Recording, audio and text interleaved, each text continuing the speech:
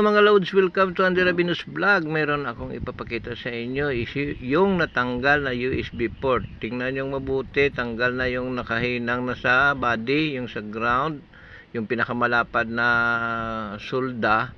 Yan po yung natanggal sa kabila at sa kabila rin. So gawin natin, kiskisin natin, tanggalin natin yung pintura na nakatabon sa trace or sa trace pad, at tanggalin natin yan para po makapit yung hinang na ating gagamitin, yung tingga na sinasabi natin. Tingnan nyo, kasi kailangan talaga na, dahil yan po yung nagpapatibay sa kanya, lagyan muna natin ng soldering paste sa magkabilaan din. Lahat po yan na paghihinangan natin ay nilalagyan natin ng soldering paste, saka hinangin ng ganyan.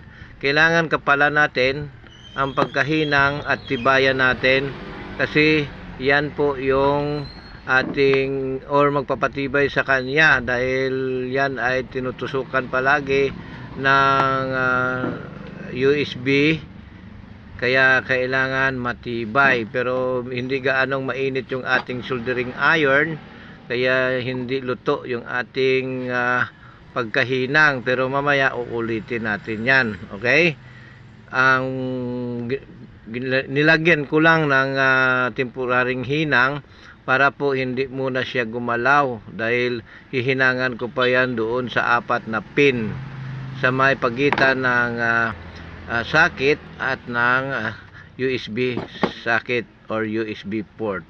So kahit lagyan ko pa yan ng bagong soldering lead, hindi po yan maganda yung hinang pag hindi po malakas yung init ng ating soldering iron, kasi heavy solder yan. Ayan, hinangan muna natin yung 4 na pin, yung sa ground, sa 2 signal at yung sa positive. So yan po, hinangan natin. Siguraduhin lang yung pagkahinang ay kapit na kapit, parang kapitbahay ko na kapit na kapit. Kahit yung ay iwan ko na lang, hindi ko na sasabihin. Okay, ayan na. At kahit paulit-ulit nating hininang, talagang hindi maganda yung pagkahinang, kasi kulang sa init yung aking soldering iron. Parang ako, malamig at kulang sa init. Ayan. Kasi matanda na, kaya kulang na sa init, malamig na. Totoo ba yan? Stoy, huwag mong sabihin yan, kasi maraming nanonood at nakikinig sa iyo.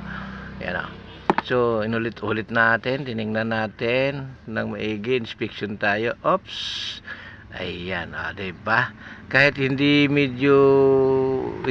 maganda yung pagkahinang, dahil kulang sa init ang soldering iron, ay kapit na kapit naman siya. Okay, linisin natin ng acrylic thinner gamit yung bulak para ating ipahid yan, matanggal yung natirang soldering paste para hindi kakalawangin yung ating metals. Okay, yan, approve na. So okay na. Diba? Tingnan nyo mabuti, papakita ko sa yan. Kung titingnan nyo parang hilaw, pero hindi, luto yan, kasi hindi yan kakapit kung hindi lutong luto. Okay, diba? So ayan na. Galawin natin ganito, paataas, paangat, wala na. Tingnan nyo mabuti. Kinamay pa. At ating galawin, tudo, lakasan. Sige, pakaliwa, pakanan. Ayan. Diba? Ay, makapit na talaga.